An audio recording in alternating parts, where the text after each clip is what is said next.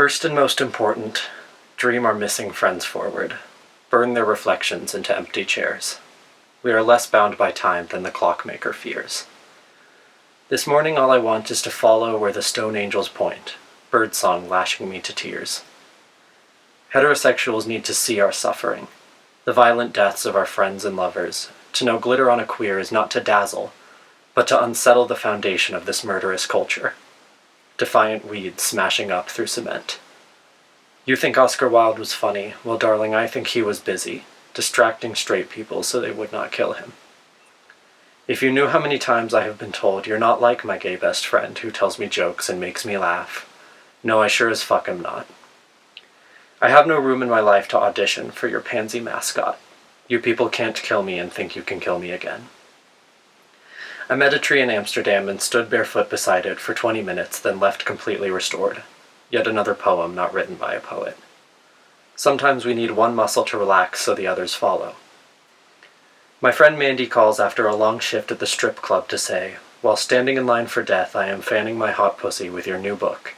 Will you sign it next week, my fearless faggot sister?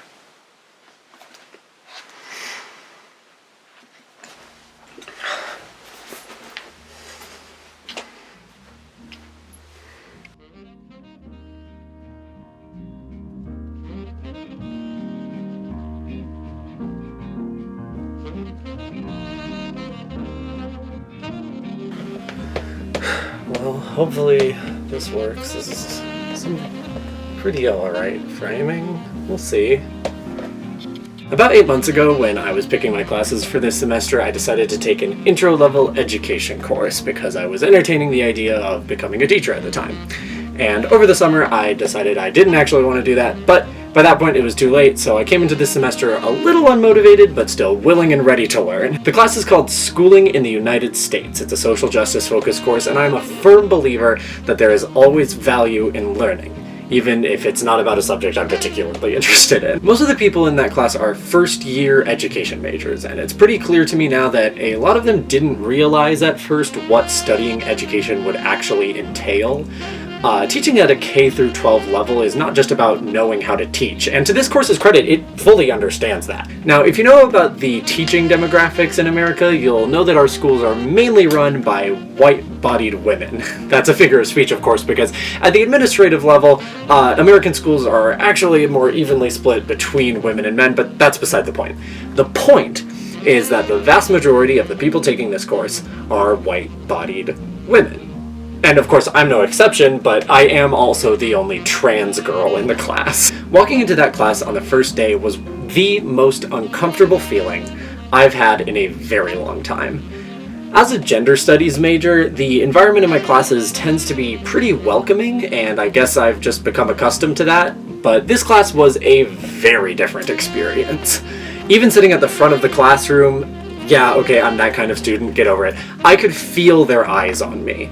I obviously make absolutely no effort to hide my transness. I mean, I don't feminize my voice, I dress pretty loud, and I have a mullet. My very existence flies in the face of social standards that, frankly, the girls in this class were not ready to see broken. Now, do I have any physical, concrete evidence that that environment was unwelcome to me?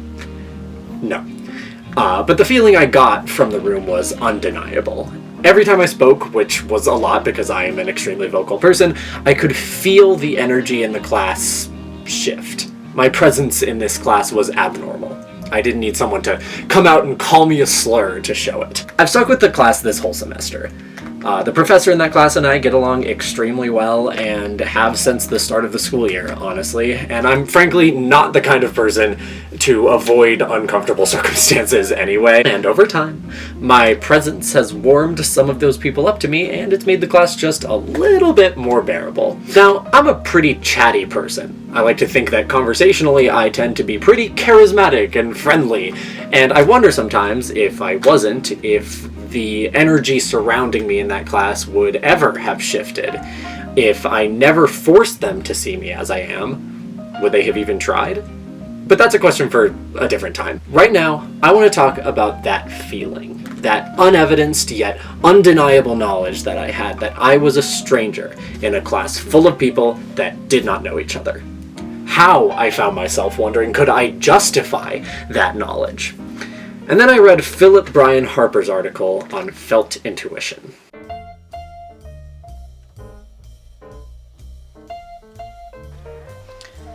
Hey, sweetheart. Princess decided to come say hi. Hi! Well, if you hear screaming and meowing in the background throughout this course of this part of the video, that's gonna be her. You gonna stick around? Okay. She's just gonna be here for the rest of this part of the video, I think. Philip Brian Harper is a black queer researcher and cultural critic who has written multiple pieces and books on race, gender, sexuality, and the ways that they intersect. He wrote this piece, "The Evidence of Felt Intuition, Minority Experience, Everyday Life, and Critical Speculative Knowledge," for the 6th edition of GLQ, a Journal of Lesbian and Gay Studies, as almost a sort of meta-response to the fact that he was so frequently asked to provide written pieces for textbooks and anthologies in order to provide an intersectional perspective. He describes this occurrence as a proposition that generally sounded something like this. Hi. We've never met, but I got your name from X, who met you through Y when you were at a conference with Z, and who suggested I give you a call because I'm editing a book volume, or special journal issue, on queer sexuality, or racial politics. That's almost ready to go to press, except for the fact that we don't yet have in it any pieces addressing racial politics, or queer sexuality.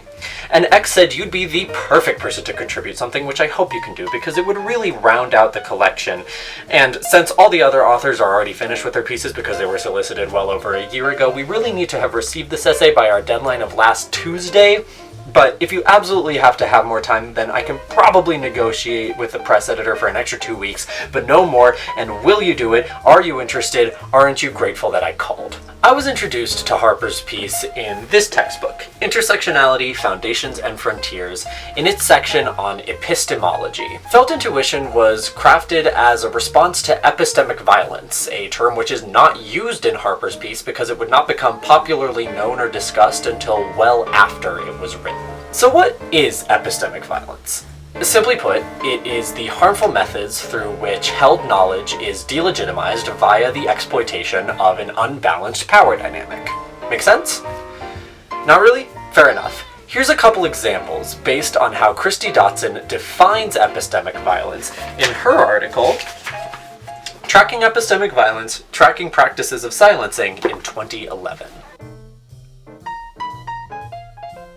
Testimonial quieting, as defined by Christy Dotson, who credits Patricia Hill Collins, is the type of epistemic violence that occurs when a speaker is not recognized by an audience as an authority. Think, for example, of a Latino student. Let's call him Lauren, who, in conversation with a white student, let's call her Joyce, mentions that their professor has acted towards him in very racially charged ways. The white student disagrees and challenges him on the basis that he has no concrete evidence supporting his claim. She says, "Well, our professor has always acted very kindly to me, and it's not like he's ever called you a slur or anything, so he can't be racist." Lauren tries to dissuade Joyce of this opinion, but he can't think of any concrete evidence that would dissuade her. And so, she walks away unchallenged. Now, testimonial smothering is a little bit trickier. Essentially, testimonial smothering is when a speaker does not trust an audience to understand a topic of conversation, so they don't bring it up. Dotson defines this as happening for 3 main reasons, which often coexist in instances of testimonial smothering. 1. The content of the testimony is deemed unsafe or risky. 2. The audience demonstrates testimonial incompetence with respect to the content of the testimony. And 3. The audience's testimonial incompetence follows from, or appears to follow from, pernicious ignorance. This might sound similar to testimonial quieting, and it is. The difference here is that a topic of conversation is shut down before it can even be brought up, rather than someone bringing up a topic of conversation that is then shut down by a bad actor. For example, if those same two students from earlier go on to have further conversations about their professor, now that Lauren has context for how Joyce might respond to hearing his experiences, he might choose not to bring up the fact that he finds their course content to be very hegemonic, because Joyce has already demonstrated her unwillingness to believe his testimony. This is a form of silencing that allows Joyce to feel comfortable in her views, remain unchallenged, and never have to confront what she thinks she knows. Because who's going to tell her anyway when we all already know she isn't going to listen? And how does felt intuition factor into all of this?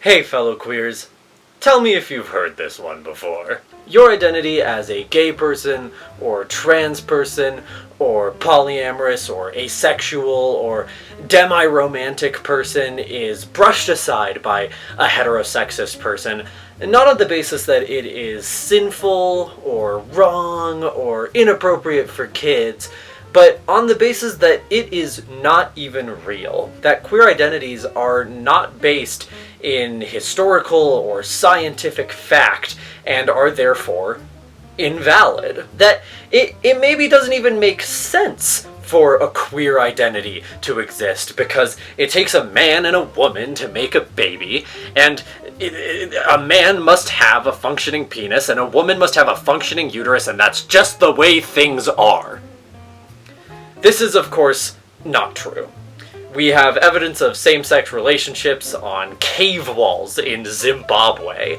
You know, Africa, the place where human life began. And as far as scientific evidence goes, we know of plenty of other animal species that engage in same-sex behavior. I mean, Francis Mark Mondamore wrote A Natural History of Homosexuality in the 90s, and we've only continued to put resources towards studying queerness and its validity since. Even in Mondamore's Natural History, though, he admits that it is hard to even define what homosexuality is.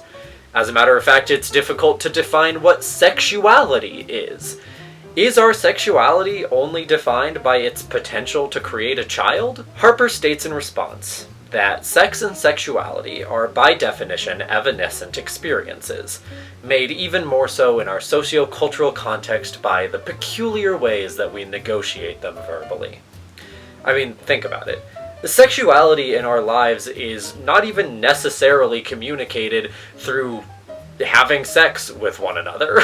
We kiss, we flirt, we make eyes with each other from across the table. I mean, even when actually having sex, some people are turned on by being denied sexual contact entirely. So how are we to define sexuality by queer standards when sexuality itself is more felt than seen? The need for queerness to be evidenced, to be seen, stems from epistemic dominance. We live in a culture where things need to be proven. I would argue that this also stems from a general non-communal culture of distrust. Think of parents who force their children into stardom because they wanted it as a kid and assume any other kid would want it as well. The historic trend of Anglo-white colonizers forcing Christianity on the societies that we quote-unquote discovered on the basis that they needed to be saved by God and their own religion was invalid. And the fact that more and more products are being placed behind locked glass in retail stores. We do not hold each other in good faith. And as such, when our ideas of sexuality are challenged by queer identities, we feel the need to see those identities validated by our nation's leading scientists. I know of many queer people who detest the born this way mentality because of the emphasis it places on biology. To many of us, queerness is not necessarily born because, frankly, neither is heterosexuality, or monogamy, or cisgenderedness. Sexuality, like race, like gender, like many other things, is socialized. A construct. And because it is a construct, Philip Bryan Harper argues that we should just trust each other to be able to feel what is right.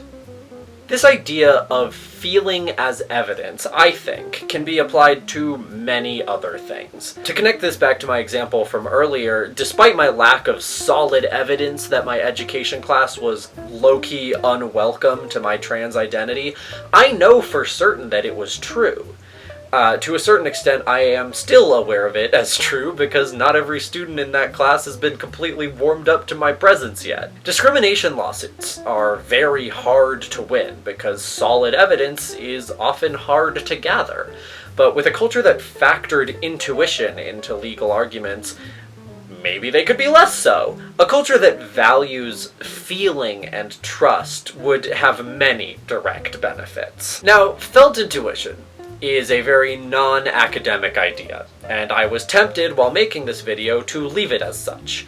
But it is also a very non-binaristic idea, which got me thinking about Patricia Hill Collins, another Black scholar, and her writing on the binary, non-binary dualism. Collins has specifically illuminated our binaristic portrayal of thinking and feeling as a false dichotomy in her work, which compels me to connect Harper's work back to scientific study.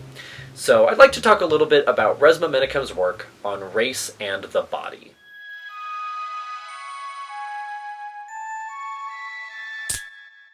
Resmaa Menakem is a psychotherapist who has written multiple books connecting psychotherapy to the Black experience and the healing of many broader societal issues. His book, My Grandmother's Hands, Racialized Trauma and the Pathway to Mending Our Hearts and Bodies, is an amazing look at how our racist socio-historical context creates trauma and how that trauma represents itself in the bodies of Black people, white people, and police officers. I would check it out if you haven't already. It's pretty good. In this book, Menakem highlights how racism broadly affects the decisions that we make and the way we move through the world, with a heavy focus on how those decisions are felt, quite literally, in the body. We make choices and pass judgments on people entirely based on what our body tells us. Sometimes, especially when police are involved, people literally die as a result of what one person felt in their body in the moment. Menakem has many tips on healing that racialized trauma in each of our bodies, but I find his work particularly interesting because the way he talks about racialized trauma reads very much as a scientific perspective on felt intuition. What we feel is very, very real. And the things that we do are very often a result of some unevidenced feeling within us. If you want my opinion on it, this is why queerness exists, because we live in a society that tells us sexuality is one thing, but many, many people feel deeply in their minds and bodies that it is something completely different.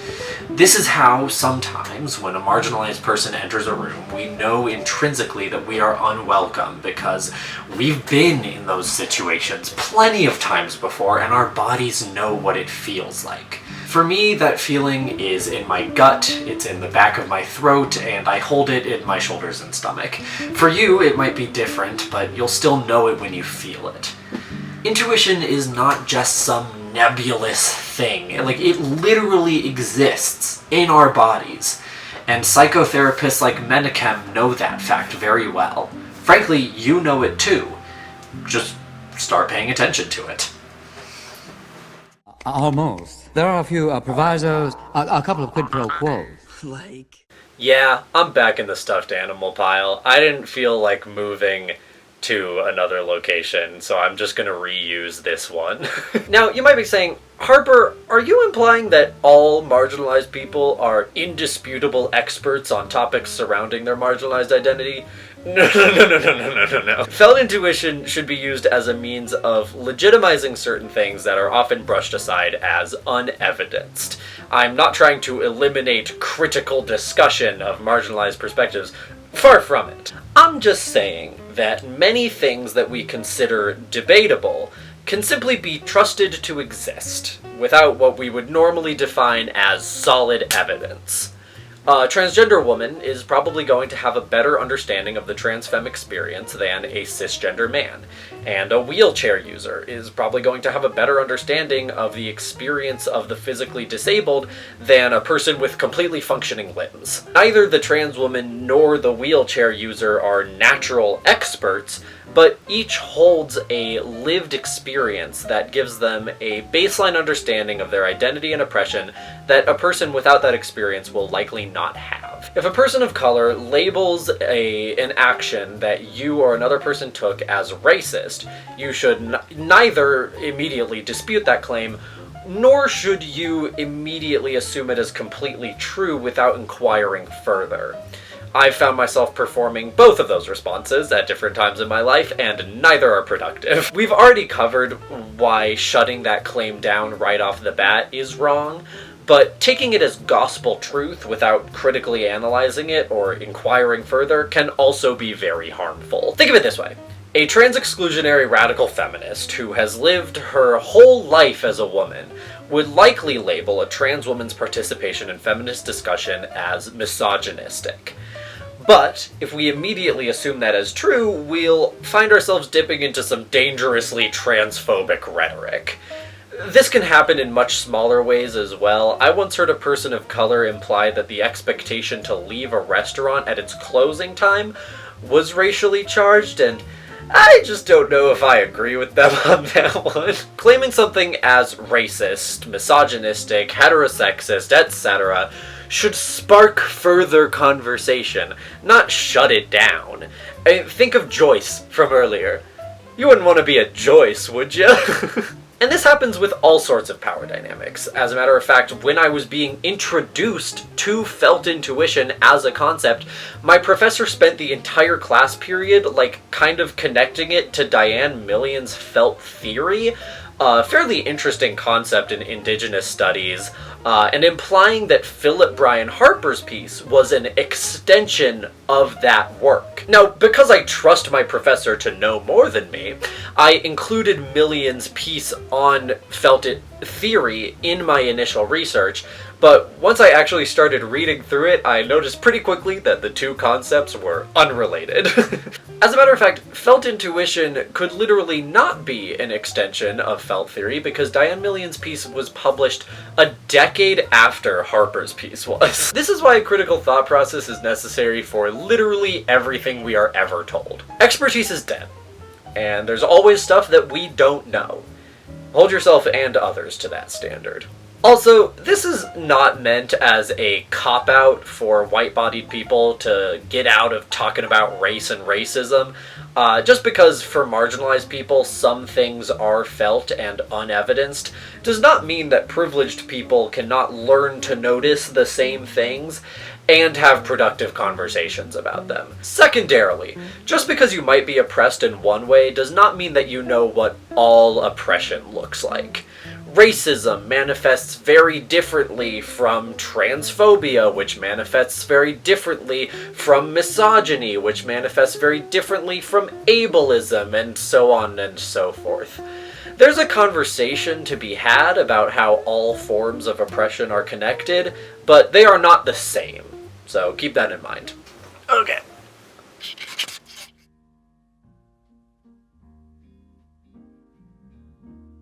So yeah, maybe felt intuition isn't as cut and dry as we'd like it to be. Like so many other things in the fields of gender and ethnic studies, the line is blurry, and any questions that we have will likely be answered by a resounding, well, it depends, doesn't it? My hope with felt intuition, and I think Philip Bryan Harper's hope as well, is that it will spark an increased interest and trust in the things that are not evidenced by our typical academic standards. I want a world where we hold each other in good faith, listen to and place weight in our emotions and the emotions of other people, and assign a lesser emphasis on cold, hard, scientific evidence. Right now, socially, there isn't really space for everything and everyone to eat at the table. So I'm arguing for a much bigger table. I still feel like there's so much to say about felt intuition. I've spent the last few months of my life thinking about it, and thinking about epistemic violence, and thinking about our culture of distrust and similarity, and I've tried to capture a little bit of all of it in this video. I think a lot of the time ethnic and gender studies majors, we get so caught up in how much we have to say that we forget the point we were trying to make in the first place, and I fear I have fallen down that all too familiar hole just a little bit. There is so much more to say about this topic, and I hope it is said. I hope people take felt intuition and run with it and find more and more ways to use it, and I hope they critique it, and I will probably continue to do all those things myself because this topic is very, very close to my heart. But for the purposes of this video, for the purposes of this paper that I've been working on for months now, the rest can be felt. I trust you, as an audience, to understand most of what I'm saying, and I trust you to ask questions about what you don't. I trust you to take what I've said and think further about it. I trust you. Pay it forward.